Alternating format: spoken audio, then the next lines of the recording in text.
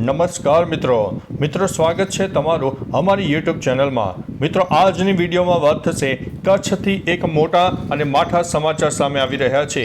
જી હા દોસ્તો, કચ્છ એક ભૂકંપ માટે સિસ્મિક ઝોન નંબર 1માં આવે છે અને અવારનવાર ભૂકંપના આંચકા પણ અનુભવાતા હોય છે। ત્યારે મિત્રો ગઈકાલે કચ્છમાં મધરાત્રે 5ની તીવ્રતાનો શક્તિશાળી ભૂકંપનો આંચકો આવ્યો હતો।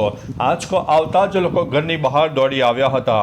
મિત્રો મહત્વનું છે કે કચ્છમાં રાત્રે 11 વાગ્યે અને 26 મિનિટની આસપાસ 5ની તીવ્રતાનો શક્તિશાળી ભૂકંપ આવતા લોકોમાં ભયનો માહોલ પણ સર્જાઈ ગયો છે। આંચકાનું કેન્દ્ર અંજારના દુગઈથી 17 કિલોમીટર દૂર નોંધવામાં આવ્યું છે। વામકા સંશોધન કેન્દ્ર મુજબ સમગ્ર વાગડ વિસ્તાર ધ્રુજી ઉઠ્યો હતો।